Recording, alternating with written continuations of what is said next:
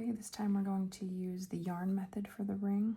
You can do this if you don't have a ring or don't want to use a ring. So we'll be making one.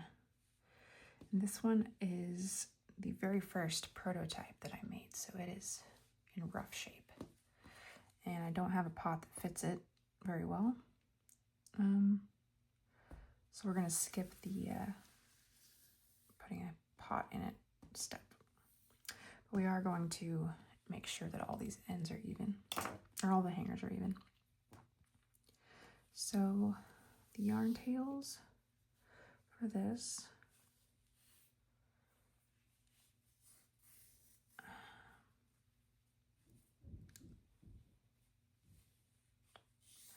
I'm going to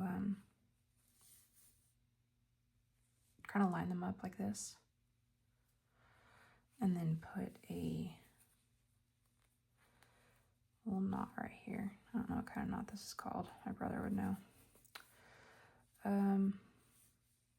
So just tie a knot right there just to keep them all just together. So essentially we're going to be crocheting around this yarn right here in like a hook shape. So we'll be adding a new working yarn, and the tail can just be added to the other tails. You can either start with a slip stitch on your hook or start with a slip knot on your hook, or you can just slip stitch to it. It doesn't really matter, whatever you're comfortable with. Yeah, that didn't work. I'm just gonna do this instead. Okay, so we're going to do a chain one.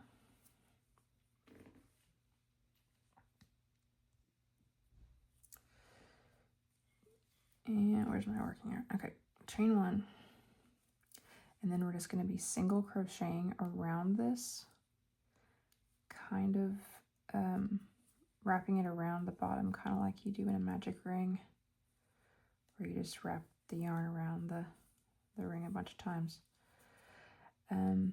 Do this as many times as you want. I found that approximately 30 was kind of where I liked it. And then just push them tight every time you make a single crochet stitch.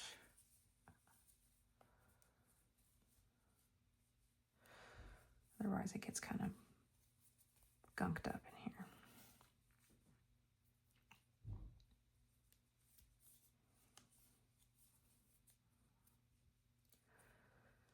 It's 10:02 p.m. My husband is up getting snacks, it sounds like. And that's making me hungry too.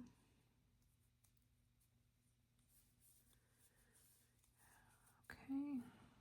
It's basically just going to look like that all the way around until you form a little circle. And you don't really have to count them. I just figured about 30 stitches was where I did on my last couple one of these.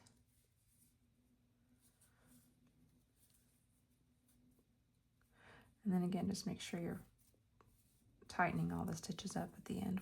Whenever you do each one, just push it back so they stay even and not all twisted. But we'll keep doing this all the way around.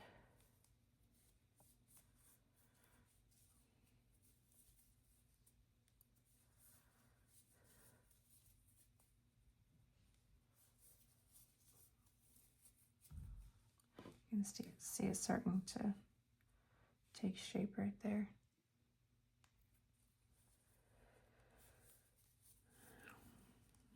We're just going to keep doing this until, see, right there is just not quite big enough, so we're just going to keep going.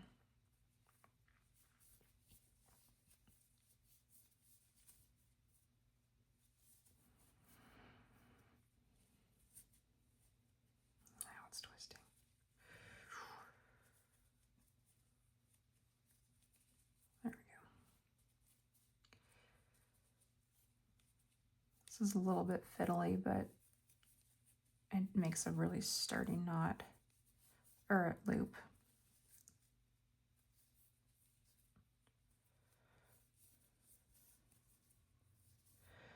Again, just make sure you're wrapping around those tails each time.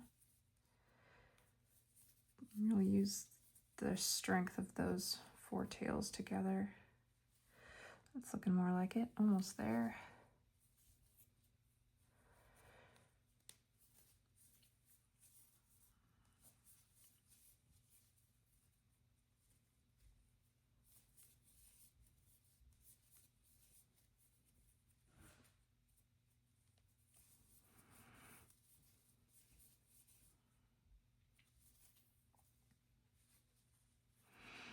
Okay, so now that's probably about good.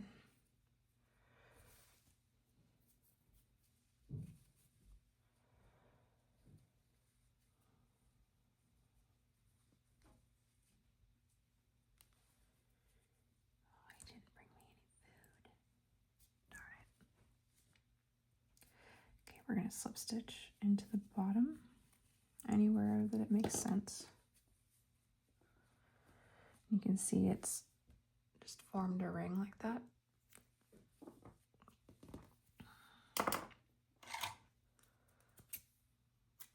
Cut our end. I'm just gonna make a little chain one right there to lock it in. Oh man, I missed a step. Okay. I originally wrote it to leave a 24-inch tail, but I just neglected to do that. So we're gonna take the tail and wrap it around to kind of cover up that gap right here.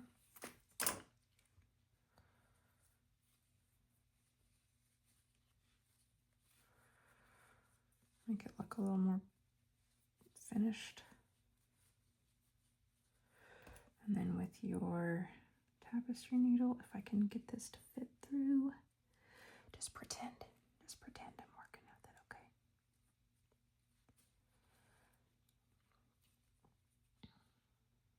You're gonna wrap that through a couple of times. I'm only gonna do it once because I'm a goof off and didn't make it long enough. But that is what it should look like.